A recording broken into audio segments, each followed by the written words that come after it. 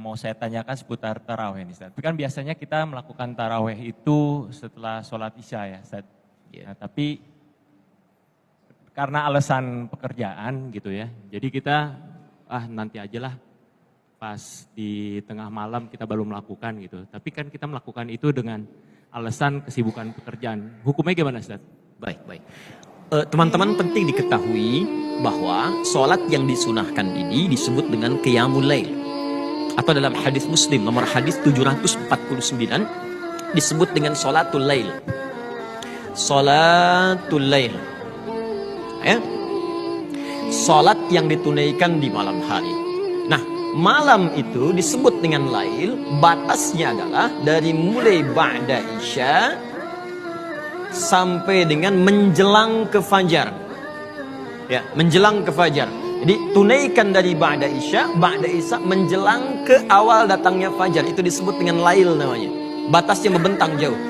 Jamaknya disebut dengan layali. Lail, lela, lili, lala, layali. Itu malam. Ibu lela, ibu malam-malam gitu kan. Nah ini baik. Nah dari sini kapan waktu yang terbaik menunaikannya? Banyak contoh dari Nabi. Ada yang mengerjakan langsung ba'da isya, masuk masih malam.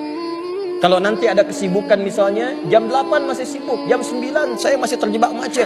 Saya sampai rumah tiba-tiba misalnya jam 12. Boleh nggak tunaikan jam 1? Boleh, karena masuk kategori lail, malam. Dan sering didapati Nabi pun seringkali mengakhirkan sholatnya di malam hari untuk mendapatkan kekhusyuan. Beliau istirahat ba'da isya, pulang kemudian ke rumahnya, tengah malam kadang-kadang bangun, nah di malamnya itulah beliau menunaikan sholat malamnya. Dan itu banyak tersebut dalam hadis. Apa manfaatnya? Buka Quran surah ke-73 ayat yang ke-6. Ya, paling kanan di sebelah bawah.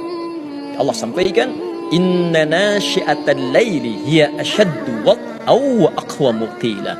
Sungguh bangun malam itu, jika Anda bisa lakukan itu semua, maka saat bangun malam itu getaran kejiwanya akan terasa kuat dan setiap apa yang dibacakan itu menyentuh ke dalam hati kita. Dibeda salat malam dengan salat siang. Anda bangun malam hari, suasananya lebih beda. Makanya kata para ulama, kalaupun Anda ingin akhirkan kemudian salat itu sampai dengan ke malamnya, itu boleh dilakukan dengan catatan bukan karena malas dan menunda-nunda. Ya, karena urgensi yang diperkenankan oleh syariat.